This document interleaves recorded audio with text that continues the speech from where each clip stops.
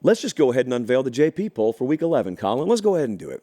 And the JP poll, right now, right in advance of the college football playoff rankings being dropped, has nothing to do with the playoff rankings.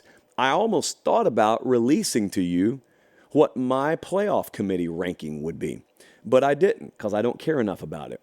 Having said that, what I'm about to show you has nothing to do with rankings because they're not rankings. But what this is me dialing up the model, which is built to produce its own unique point spread and tell me who it would favor against who on a neutral field. And that's the power ratings we have.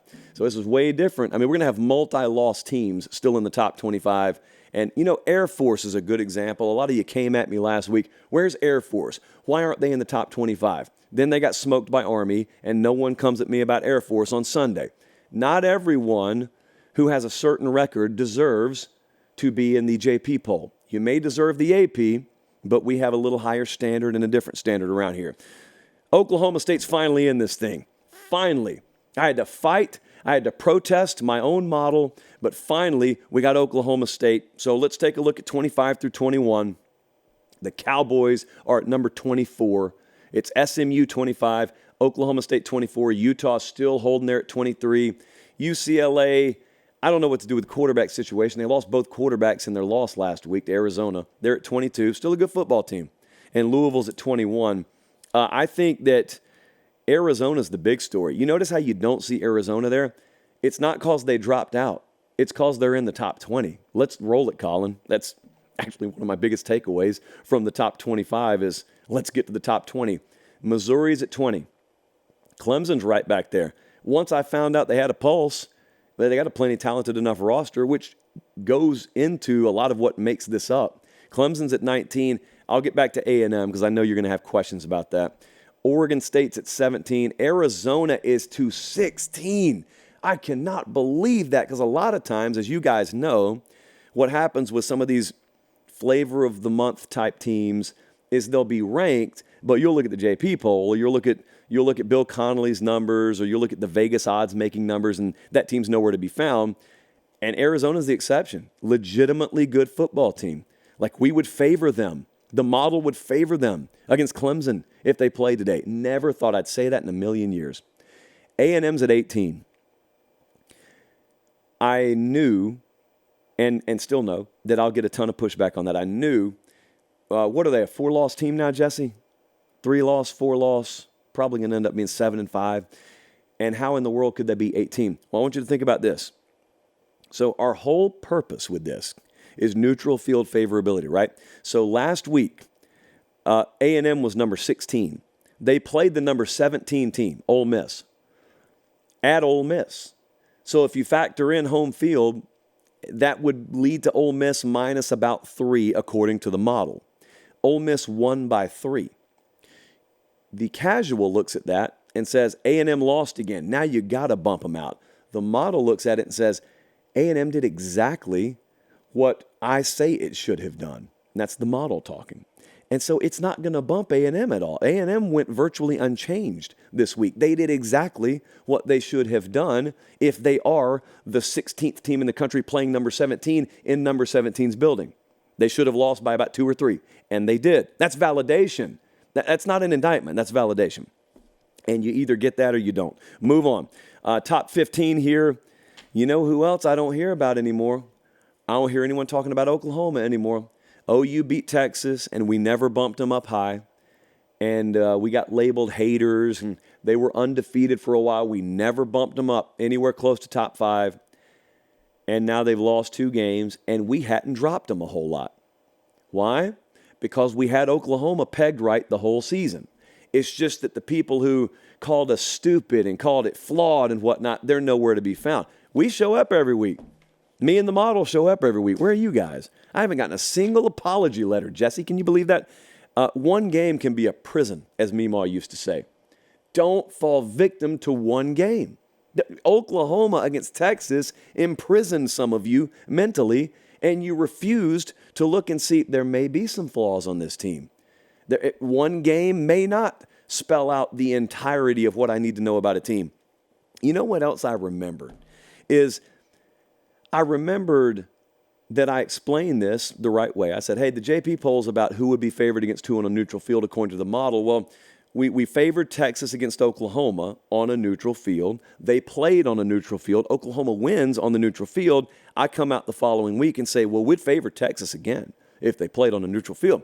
And some of you said, that makes no sense. They just played. We saw the game. And I told them, you saw one version of the game. Texas would still be favored this next week. That was never opinion, by the way. It was just a fact. Like odds makers themselves would have told you that. Anyway, I had some of you come back at me and say, no.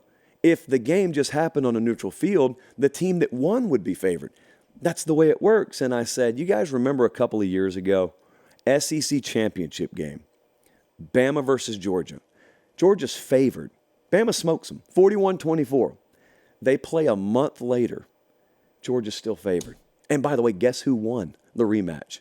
So one game is one game. That's what it is. Now, the next thing that happens is a lot of times people will say, oh, so you're telling me outcomes on the field don't matter? No, friend. No. This thing right here, what we're doing, is in a total separate bubble. This isn't even merit. It's not competition. That's not what our bubble's about. This is a bubble for people who are interested on what an odds maker would say about teams this upcoming week. It is futuristic. It's forward-thinking. We don't care about what has happened in the past in terms of wins and losses. We only care about that as much as it is baked into a very weighted stat profile that makes up a team. I do this every week. I don't know why. I do it every week. Get worked up over this. Do it every single week. But anyway, so, one game. What does it mean? If we're talking about rankings, if I'm on the playoff committee, hey, if Oklahoma hadn't blown their shot, I'd have Oklahoma above Texas. Would have. Because I care about results on the field. But when it comes to this sort of thing, I don't, because this isn't merit-based. Washington's at 11 is the other thing that I want to point out here. I'll get a ton of blowback on that as well. The model is seeing some of the same deficiencies in Washington that it saw with Oklahoma.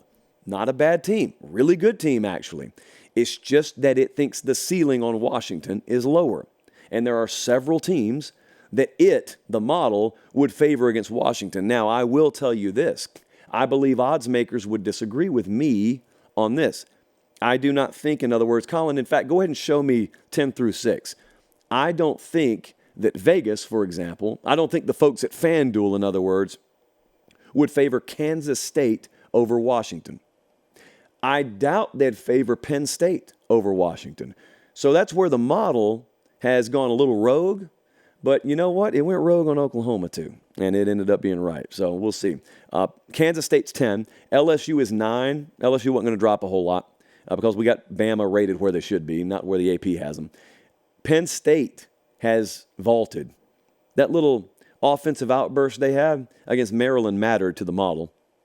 It's crazy what it values and what it doesn't, by the way. Penn State's at 8. Jumped up 7 spots. Penn State's power rating jumped up 2.6 points from last week. That's a big jump for those uninitiated. Texas is 7.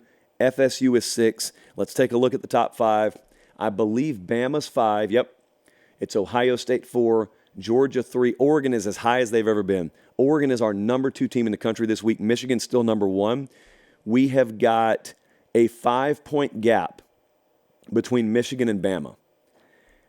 Oregon and Washington is very interesting because that may be a rematch in the Pac-12 championship game, and that'll be the next version of, well, we already saw the game and someone won, so how could you still favor the team that lost? The model would favor Oregon by 8.5 points on a neutral field against Washington right now. No way Vegas puts that out. So if the game happens and not much changes, Oregon will be a massive auto play for us because there is no shot that Vegas puts Oregon out as an 8-point favorite. They will have Oregon favored. I bet you they will, unless quarterbacks get hurt. Also, for those interested in what the model would think about the SEC championship game if it happened today, Georgia minus 1.5 against Bama. Wow, what a winding road it took to basically get to where those teams are even again. Now, Georgia folks don't believe they're even. Don't worry, you'll probably have your chance to back that up with your wallet if we're headed where I think we're headed.